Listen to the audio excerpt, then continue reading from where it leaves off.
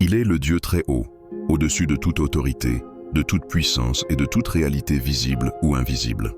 Il est l'alpha et l'oméga, le commencement et la fin, celui qui était, qui est et qui vient.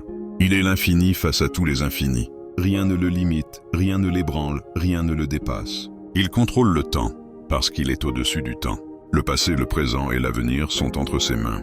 Ce que l'homme appelle chaos, Dieu l'appelle dessein. Il n'est pas Dieu parce que nous le proclamons.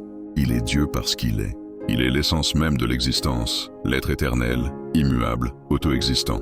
Mais la plus grande révélation n'est pas seulement qu'il est Dieu, c'est qu'il est un Dieu qui s'approche de l'homme. Ce Dieu infini a choisi de se révéler à nous en Jésus-Christ. Le Créateur est entré dans sa création. L'Éternel est entré dans le temps.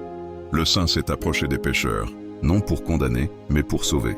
La Bible déclare « Car Dieu a tant aimé le monde qu'il a donné son Fils unique, afin que quiconque croit en lui ne périsse point, mais qu'il ait la vie éternelle. » Jean 3, 16.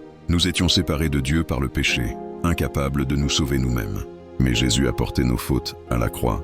Il a payé le prix que nous ne pouvions pas payer. Sa mort a ouvert un chemin, sa résurrection a proclamé la victoire.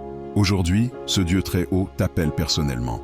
Peu importe ton passé, tes erreurs, tes échecs ou ta douleur, il ne te demande pas d'être parfait, il te demande de venir à lui. Le salut n'est pas une religion, c'est une relation. Ce n'est pas un effort humain, c'est une grâce divine. Si tu ouvres ton cœur à Jésus, il te pardonne, il te restaure, il te donne une nouvelle vie. Celui qui contrôlait l'univers devient aussi celui qui prend soin de ton âme. Aujourd'hui est le jour du salut. Aujourd'hui est le moment de dire « Seigneur Jésus, je te donne ma vie ». Car le Dieu très haut règne éternellement, et pourtant, il désire habiter dans ton cœur.